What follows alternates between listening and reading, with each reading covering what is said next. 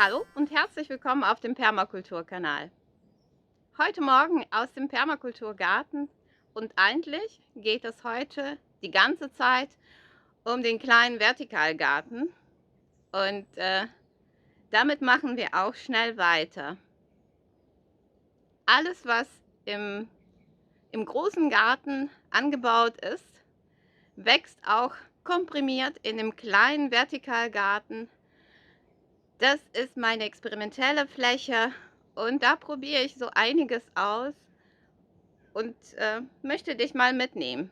Also, komm doch gerne mit.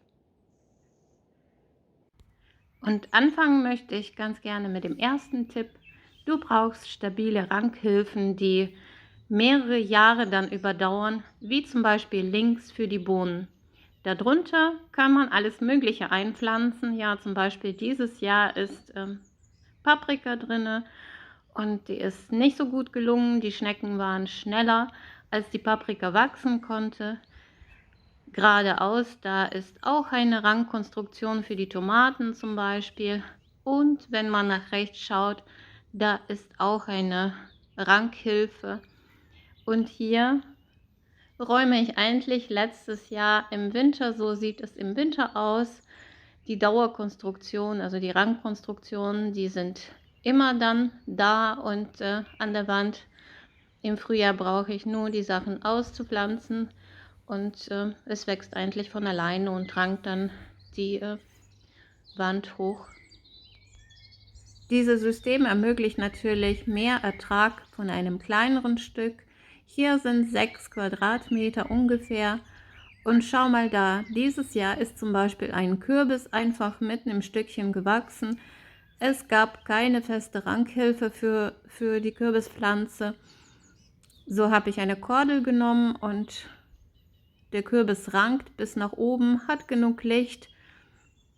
Dieser Gewächs kann auch im Halbschatten wachsen und ich hoffe, 1, 2 Kürbisse werden auch hier dran hängen und sonst war das ein Experiment.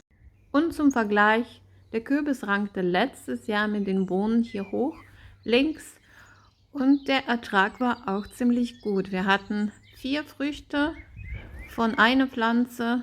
Ja, das ist ein kleines Erfolg gewesen. Auch die Tomaten ranken sich jetzt hoch und bilden schon die ersten Früchte. Daneben, neben den Tomaten, ist die Pfefferminzpflanze. Dieses Jahr kommt noch dazu, dass ich in den Kübeln die Mangoldpflanzen ausgesät habe. Ich wollte einfach schauen, wie eng die Pflanzen sitzen können. Die können tatsächlich die Enge vertragen, nur die Blätter bleiben dann klein. Die Chili-Pflanzen haben natürlich sehr gelitten unter Schneckenfraß und ich bin so ein bisschen traurig, dass es nicht so gut gelungen ist. Aber genug dazu. Der nächste Tipp von mir wäre: Dünge und mulche regelmäßig. Hier auf dem Weg zwischen den Beeten ist eine dicke Mulchschicht, die ist nicht mehr sichtbar, aber der Weg ist da, jetzt intensiv zugewachsen, und im Herbst bringe ich eine Laubschicht auf die Beete drauf und im Frühjahr haben wir ein richtiges Gewusel von den Kompostwürmern darunter. Ziel meiner Methode ist, eine permanente dicke Humusschicht aufzubauen und das, was der Erde entzogen wird, wieder mal zurückzubringen. Letztes Jahr wurden sogar die Koniferenzweige als Mulchmaterial verwendet. Das hat auch ganz prima geklappt. Und hier bin ich in diesem Jahr gerade an der Kapuzinerkresse-Pflanze dran und sammle Blätter für den Salat und die Blüten. Die Kapuzinerkresse, das ist auch eine Rangpflanze, die wird dann irgendwann mal im Herbst nach Tomaten einen ganzen Platz einnehmen und tatsächlich noch uns eine große Ernte bringen. Mit dieser Pflanze übergehen wir zu dem dritten Tipp und der wäre: Such dir robuste Sorten, Pflanzen, die in deine Klimazone wachsen und die tatsächlich sehr ertragreich sind. Man muss nicht 10 verschiedene Bohnensorten haben, um großen Ertrag zu haben, es reicht nur eine. Der vierte Tipp von mir ist, nutze die Wildkräuter, um Lücken zu füllen und misslungene Experimente aufzuwerten. Hier sind die Paprikapflanzen, die werden tatsächlich dieses Jahr sich nicht mehr erholen, aber daneben wächst Sauerklee und überall auf der Fläche habe ich einfach Amaranth nochmal ausgesät. Da werden wir ganz viel Suppengrün dadurch haben und natürlich für die Gemüsepfanne Amaranth. Und der fünfte Tipp ist, züchte dein eigenes Saatgut. Lass die Pflanzen aussamen sich natürlich auf der Fläche und man kann das hinterher immer noch ausdünnen. Du kannst die Pflanzen verschenken, du kannst die woanders einpflanzen. Hier haben wir eine alte zweijährige Pflanze, Mangoldpflanze, und wie schön die Samen aussehen. Beobachte das, genieße die Natur und diesen Kreislauf. Das ist mein fünfter Tipp.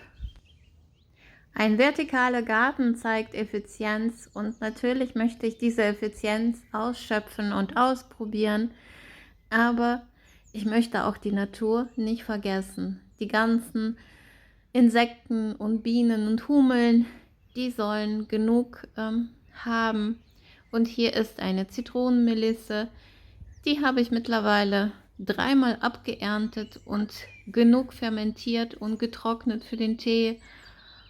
Und natürlich verschiedene andere Kräuter wachsen hier wild, wie zum Beispiel die Pfefferminze. Die haben wir auch genug abgeerntet. Jetzt ist die in die Blüte gegangen und wer hätte das gedacht, die Pfefferminze rankt bei uns auch. Die mag diese Rankhilfe und die klettert zwar nicht, aber hält sich schon an der Rankhilfe. Eine Terrassenwand habe ich dieses Jahr nochmal als Kletterwand für die Stangenbohnen ausprobiert.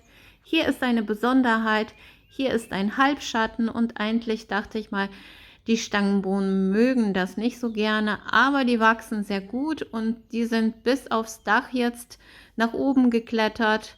Und hier ist nochmal eine Lücke, die wird mit Amaranth jetzt befüllt und eigentlich war das vom Frühjahr mein Kartoffelfeld, jetzt ist es zugezogen. Die Kartoffeln sind zwar nicht geerntet, aber wir haben viele andere Sachen jetzt beerntet, wie zum Beispiel Topinamburgrün.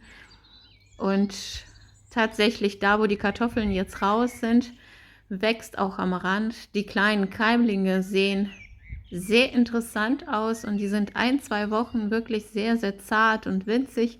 Und dann schießen die in die Höhe. Das ist der Wahnsinn. Hast du schon mal Gewürztagetes probiert? Im Salat oder als Gewürzsalz? Die schmecken richtig herb, halt nach Tagetes. Und das hat eine Nachbarin mir gezeigt. Das kann man tatsächlich aber wirklich in kleinen Mengen dem Salat beimischen. Richtig köstlich. Der Ölkürbis war dieses Jahr so im Fokus und hat meine Aufmerksamkeit richtig auf sich bezogen. Ich wollte unbedingt viele Ölkürbisse haben und das habe ich auch, ne? Nicht mehr 30 Stück, aber ich habe vielleicht 6, 7 Stück dieses Jahr. Und hier ist eine komplette Pflanze über dem Kartoffelfeld überwuchert. Da freue ich mich über die doppelte Ernte. Kartoffeln und Kürbis und viele verschiedene Kräuter. Apropos Kräuter. Der Thymian wächst bei uns entlang der Trockenmauer. Natürlich nicht überall, aber da, wo der wächst, ist die Ernte sehr üppig. Ich schaffe das manchmal nicht zurückzuschneiden und dann überwuchert der Thymian und geht in die Blüte. Da freuen sich Insekten natürlich sehr drüber und es duftet, die ganze Trockenmauer duftet sehr köstlich. Ein paar Stellen habe ich schon für die Kräuter gewonnen und die anderen sind mit den alten Koniferen besetzt.